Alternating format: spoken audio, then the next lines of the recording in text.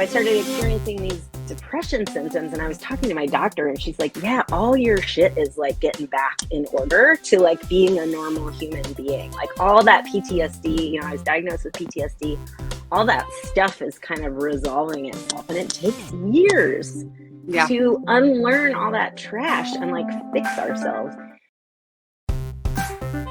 Hey there, my name's Ashley Church. And I'm Erin West. We were once newly promoted crime scene and latent print supervisors on mutual struggle buses as we both simultaneously tried to navigate through the challenges within our forensic units.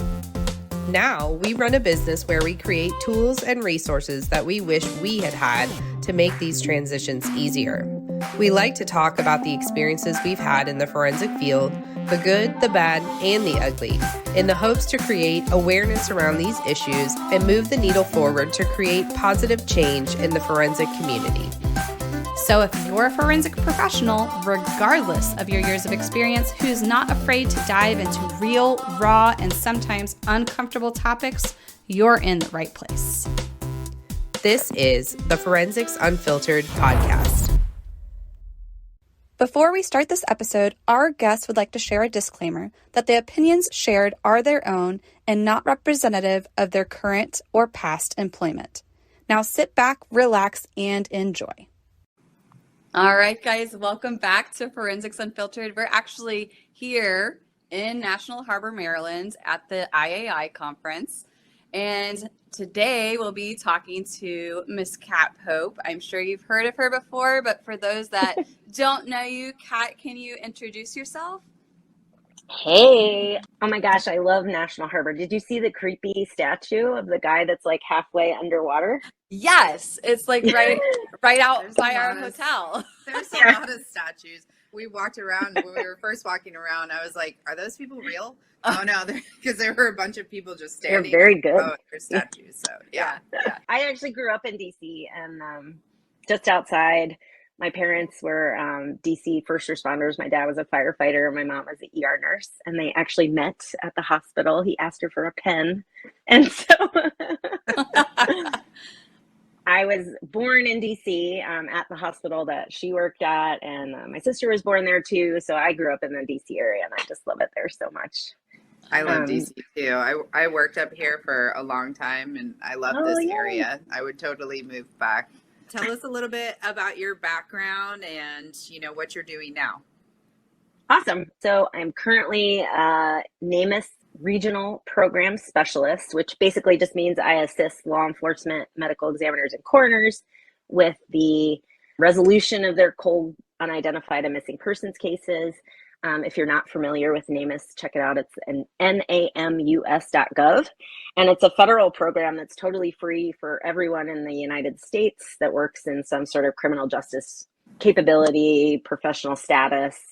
But we also are available to the public and families, so we can help with forensic services, DNA, fingerprints, dental records, things like that. So that's my technical job. I've been doing this since 2019. Before that, I was a forensic investigator with the medical examiner's office. I have an educational background in forensic anthropology. So I have skulls everywhere. And my dear friend, Missy Woodrow, painted this, and she called it a self-portrait. And I was like, no, honey, that's a skull, and it's mine. Like, I want that, it's so beautiful. So anyway, I kind of live and breathe forensic science. I have always done this. I was a crime scene investigator right out of graduate school. And so now I've kind of started to identify that there are some things like you guys have done with Gap Science that I kind of missed in my degree and in my training and just my whole experience, 15 years of working in this field. So I created this business called Forensics Found, and I'm kind of trying to provide support for people who are doing this really hard job so that they can do it better, right? Because we not only do a really hard job, but we also are expected to do like a normal job, like go into the office and like, print things and like talk to living people, which I always have a really hard time doing. So just giving kind of support and making funny memes on the internet and things like that. Oh, I could totally relate. And we understand that you also came from a conference this week, really early in the morning, right? Yeah, I just flew in. I live in a really small rural place out on the eastern shore of Maryland. So I arrived at 1 a.m. and now I'm back at it this morning. But St. Louis University has a wonderful training program for medical legal death investigators. And they do a basic course every 6 months and an advanced course every 2 years. So I was teaching there. I teach, for my real job, my big girl job, I teach about NamUs and get folks interested in investigating their cold unidentified cases and their missing persons cases. But they also wanted me there, and I was really happy to provide this. I physically put on a different hat. Like I brought hats. Yes. I'm not representing the federal government. I'm not representing NamUs, but I am representing myself as a professional in this field. And I was able to speak for an hour about how to be resilient, how to be a professional, but also still be a human. Some tips and tricks and tools that I've used in my experience that really helped me stay grounded, because I really burnt out at the end of my career, and no one ever told me what to do. Like I didn't even feel comfortable saying like I'm struggling, y'all. I thought, you had to be like stoic, you had to, and being the kid of a firefighter and an ER nurse, like my parents never complained. They just kept showing up. And so I thought you had to like, drink the whiskey, belly up, like stop your bitching, rub some dirt in it, muscle up and keep moving. So I think just talking to saying out loud that you sometimes have struggles, and that's okay. That's what makes you human. Like that's why we got into this job, is to be with people who are struggling. So yeah, it was good. It went really well. And I got a hug from a couple of like old timers, which was really cool. That is awesome. I think what you said is so true, that we definitely have that mentality of put your big girl pants on, rub some dirt in it, and, toughen up and keep going. But I'm really interested to know, because I do think that a lot of us recognize that there's a need for something like this in forensics. I think they are starting to focus a lot more on first responders, police officers, fire. Even like comm centers are getting a lot more support, but it hasn't quite trickled into forensics just yet, I feel like. But I'm interested to know what almost like the trigger was for you, that you were like, someone has to do something about this and I'm going to be the one. Like, I'm interested to know what the thing finally was where you were like, that's it, I'm doing it. That's so good. Yeah. So as I've gotten into this and started researching and trying to find like, what do we even know about last responder mental health? And we don't know a lot. Like there are some really great studies that we'll have to link after this podcast. Danya Slack, she's actually a coworker with me at RTI International. She wrote a publication on all of the mental health studies that have been done on first and last responders. And there are like very few on medical examiners, folks that look at child pornography, not for fun, I mean for work, but right. Just to be clear, trigger warning on that one. But like people who crime scene technicians, there have been very few studies. Most of the agencies who look at this topic in a broad spectrum are focusing on firefighters. There really haven't even been a lot on 911 operators, but you're right, that's a new kind of thing. And so there are groups that are now tracking first responder suicide. So we have really good stats on that. We have no idea what the suicide rate is in our community. We have no idea what kind of the outlook and like job morality rates. Like there are people, I mean, I'm sure you guys know lots of folks too, like get into this career and they're like, this is for me, I love it, it's so great. And then after 5 years, they're like piecing out. Yeah. Because they can't do the shift work, or they don't want to balance the family duties, or, whatever it is. They're sick of not having enough gloves in their size, So I think that's a really good point to make and like hone in on. But so for me, it's kind of a longer story, and I'm happy to share it. So I transitioned from a scene investigator. I was working like 300 hours a week and sleeping 2 of them. And I never got like a tool. I was never told how to deal with shift work and on call. At the agency I was at, we took our trucks home, and on the weekends we'd respond from home in the middle of the night on holidays. So it was almost like my entire life was this job. I remember a weekend, I think it was like a Labor Day or a Memorial Day. It was a long weekend, and I was on call and my phone would not stop ringing. I tried to go to like a barbecue, my kids were little at the time, and I took my work cell phone and threw it into the bushes. I was so fed up. I hadn't slept at all that weekend. And looking back on that, a good employee or a manager, like someone that knew me, should have recognized that I was in a crisis at that time. I'm not going to damage state material or like state property just for funsies. I was stressed out. And so it was right around kind of that time that this position with NamUs opened up, and I got it. And I thought kind of all that burnout would just dissipate. And then COVID hit, right? So all my forensic friends are out there in the world in COVID, and they're like, you're so lucky, because I work from home now. And I didn't feel lucky. I had like this major survivor's guilt. I wanted to be out there. I wanted to be out there mucking it up, like helping people and being in the thick of it. And during this time too, my drinking had just ramped up big time. And I think a lot of people probably have this similar story, especially around COVID, death investigator or otherwise, that it was like, we're all just kind of stuck at home, so let's just drink more. And so I ended up, the big trigger for me, long answer to your question, the big thing for me was taking a break from alcohol. I went through this kind of program. AA wasn't really something that I resonated with. I didn't feel comfortable kind of going into my community, the community that I served and like was supposed to be this like professional for. I didn't feel like I could go there and be vulnerable. So I ended up joining this online community, doing this alcohol experiment, reading a bunch of quit lit books. And when I started to really see what alcohol was doing in my life, giving me and taking away, I was like, holy crap, like people who work in the field, especially shift workers and like people who are exposed to all this stress and stuff that normal people don't see, like they should not be drinking alcohol as much as they do. We really need to be provided with these tools once we see something, and it doesn't have to be a mass fatality. It doesn't have to be like this really technical, advanced crime scene that we have to process and we're there all night. This is all the run-of-the-mill stuff that we see every single day. It's the like chronic burglaries. It's the, drug overdoses. It's the suicides. It's the routine stuff. And it's the talking to families or testifying. It's just this chronic thing that we're exposed to. And we really need to, instead of going home and polishing off a glass of wine and, or a bottle of wine and numbing out and like not confronting this stuff, we really need to go to sleep.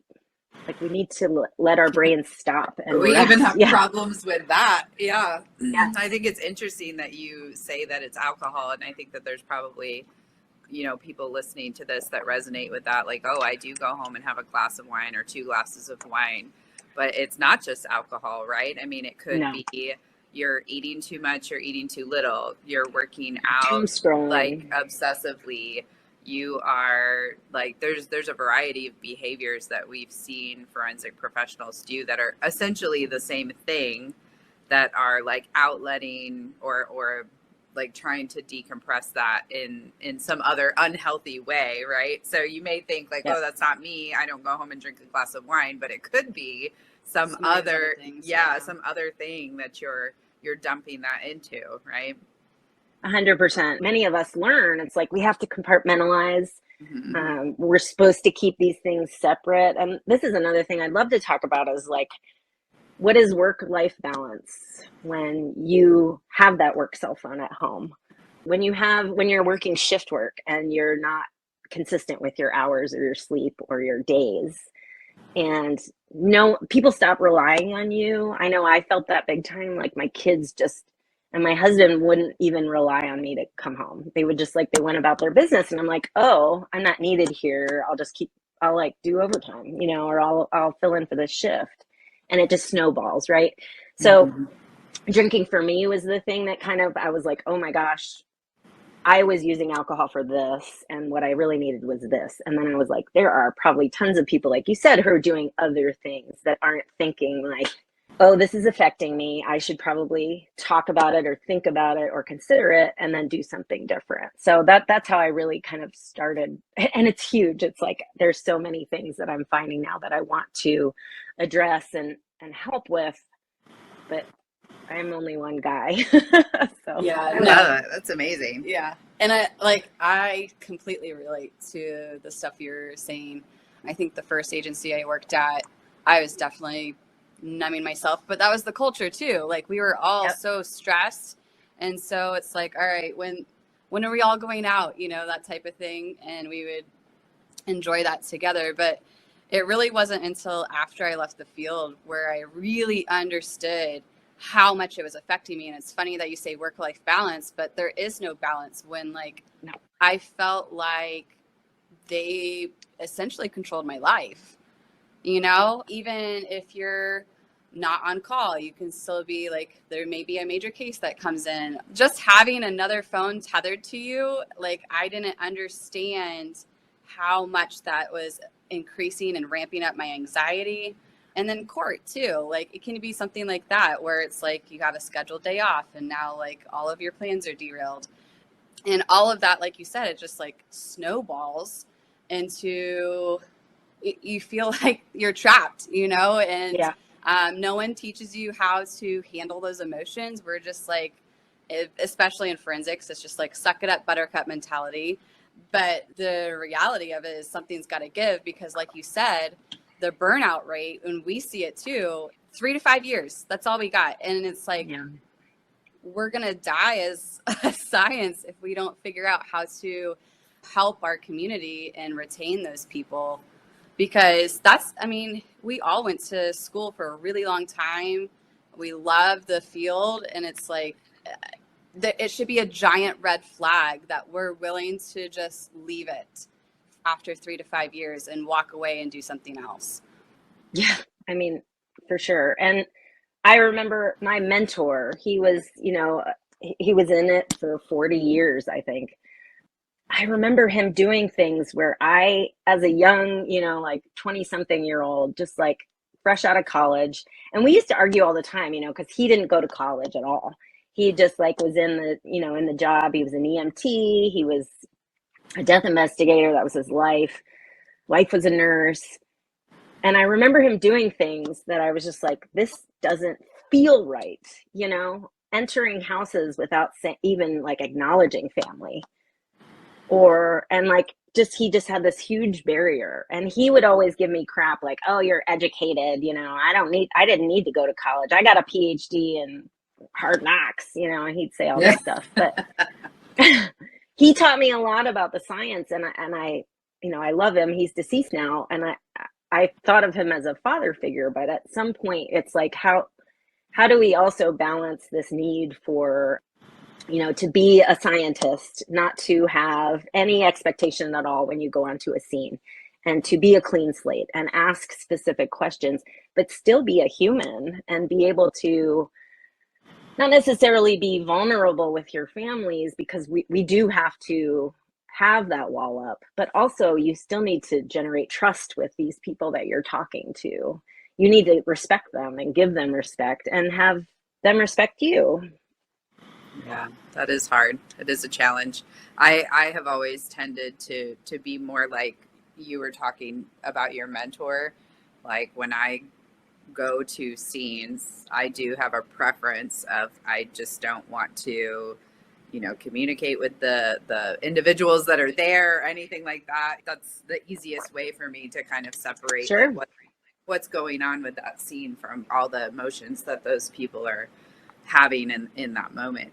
A conversation we got on yesterday, and I think I'd be interested to hear your thoughts on this too, just kind of on the same path of like alcohol and other things. But we were talking yesterday about all the people that we know in the discipline who have medicated themselves in some way, like they take, medication for their anxiety, they take medication to help them sleep, and like all of these. The conversation we got on was that, we know a lot of people are supplementing with medication to be able to continue to do a stressful job, as opposed to resolving the stress so that they don't have to take the medication. Like they take the medication so they can keep going, like doing exactly what they're doing. So, but we literally were talking about this yesterday. I'm just interested to hear your thoughts on that, because obviously that is a thing as well.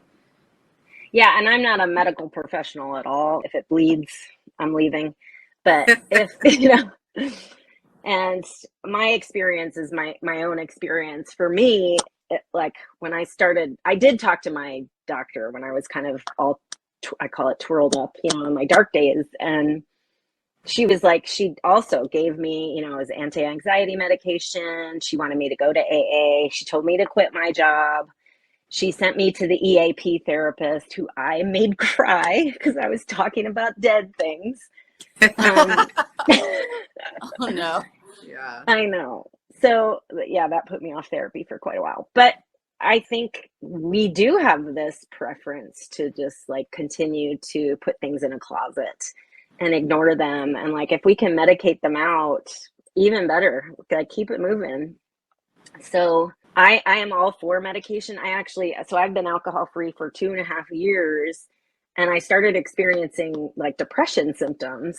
Mm-hmm. And my doctor's I have a whole new wonderful therapist, and she's like, all that dopamine, and this is a long conversation about like, the brain and neurology, and like when we just like artificially give ourselves a huge dump of dopamine through like, scrolling in the internet or shopping or working out or drinking alcohol, like when we're ignoring things and not building stuff up, like being romantic with our partner, which will eventually lead to sex, like that is something that's really beneficial for us and will give us that rush of dopamine. But when we've been working all day and we've like just handled a decomp, ain't nobody got time for that with their partners. It's gross.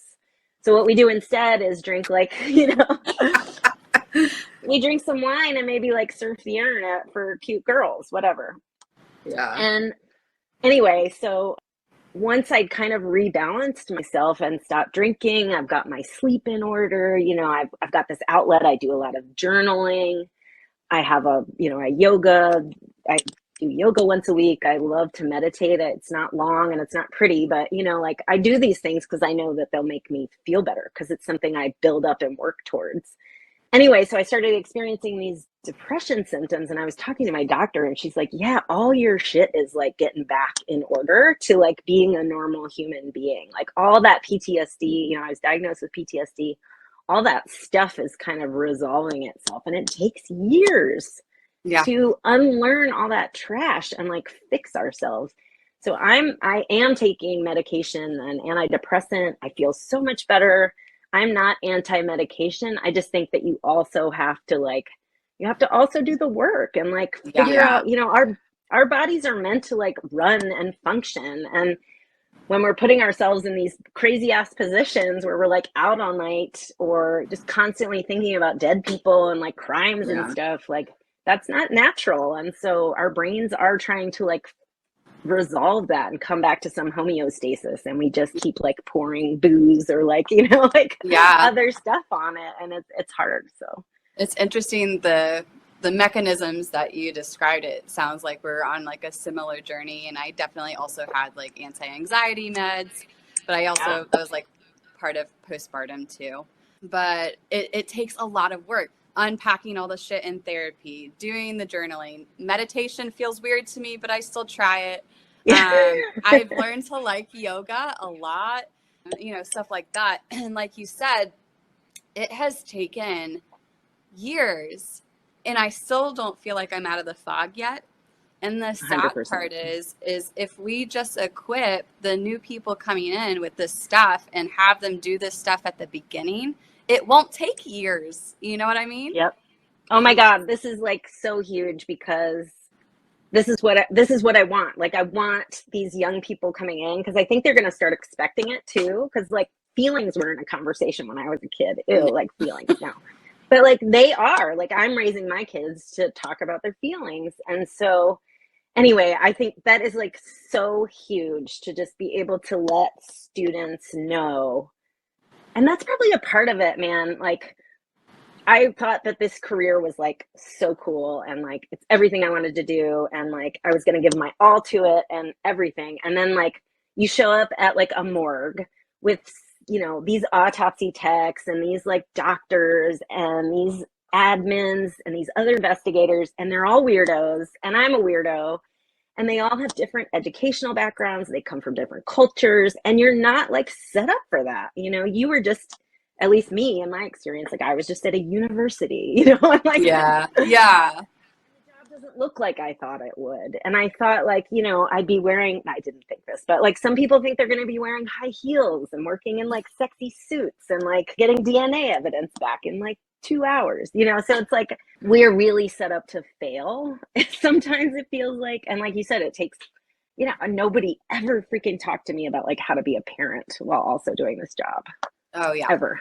So I know you probably could talk about this for days, but for those that are listening or those that are getting into the field, where is a place they can start, or a few little tools that they could use to kind of start practicing that? We hate to use the word balance, but just mental preparedness. Yes. Yeah, being prepared. I hate balance too. I think it's unattainable, and it just like introduces struggle if you try to be balanced, and it's just not going to happen. So I think asking supervisors or asking your professors like how they do it is a great place to start. And I'm slowly like infiltrating all of my forensic anthropology friends' classes so that they're showing a recording about me talking about this stuff, like how to be resilient and how to plan and prepare. There is an amazing woman who was an EMT that has a course called Emergency Resilience, I believe. And it's like a whole, her name's Alexandra Jabr, Jabr. She's got a course on how to give death notifications, which like I never learned how to do, and was a big source of like stress and struggle. Like I just screwed that guy's day up. I don't think I did a good job. I'm not prepared for this. I don't think there's really much right now. I think what you guys are doing with the summit, like just having a whole entire week dedicated to conversations like that you may experience, that you might want to experience and you don't have. Getting people who are coming into this field information, like you just have to ask for this stuff and people will start providing it. Well, you did mention the summit, so we might as well talk about that. So we're super excited to have you as part of the summit. Would you like to share what your presentation is going to be about? Obviously, I'm talking about resiliency and just kind of some tools that you can use as an employee and maybe a supervisor or manager to create a more friendly environment for your staff, and little tips and tricks and some stats and data about this. Like I said before, there's not a lot of information out there just yet. So kind of just having the conversation, saying that we have these issues and that we have these struggles and just admitting it and name it to claim it or whatever they say, you know, just saying it out loud is really important. So that's what I'm talking about next at the end of the month. Yes, I know. It's right around the corner. So for those of you that are listening, we hope that you join us for the 2023 Summit. You can see Miss Kat's presentation, but we also have 29 other speakers besides Kat that will be talking about all kinds of conflict resolution and communication topics with your staff, with your chain of command, with each other. So hopefully that will be a very helpful event for all of our leaders out there. And I gave you guys a big shout out at the conference I was just at, because there were a couple of people getting ready to run for coroner. And coroners are basically, you know, like they're the head honcho. So when you come from just being a run-of-the-mill death investigator to like being in charge, you definitely need this sort of thing. So that's amazing. Thanks so much. So tell our Forensics Unfiltered listeners out there where they can find more Kat Pope if they would like some more. Yeah, if you guys ever need anything, you can follow me on the Instagrams at Forensics Found. I do alcohol specific stuff, social medias on, it's called Responders Last Call. So if that's your bag, I have a website, I have a podcast, all Forensics Found stuff. I'm on LinkedIn. And if you want to join my newsletter, I talk a lot about this stuff, complete with lots of curse words and gross stories and forensic information. So you can sign up for that on my website. And if you guys are new in the field, if you're listening and you're interested in getting into forensic investigation and the medical examiner, please do not hesitate to reach out. Like, the Gap Science gals are amazing. There are so many mentors and people out there that are willing to have these conversations. Oh, thank you. And we'll make sure to include all of the stuff you mentioned too in the show notes. So if you're listening, you can head to the show notes and I'll include all the links there too. Awesome. Well, thanks so much for joining us, Kat. And thank you for joining us today, guys. And we'll see you at the next one. Bye. Bye. Thank you so much for being here and listening to Forensics Unfiltered. If you liked this episode, would you do us a favor and leave a review letting us know specifically what you liked about this topic? It will only take a minute, but it will really help us plan future episodes so we can bring you more topics that you want to listen to. We'll be sure to provide any links from today's episode in our show notes on our website. Head to www.gapscience.com. Until next time, stay safe out there.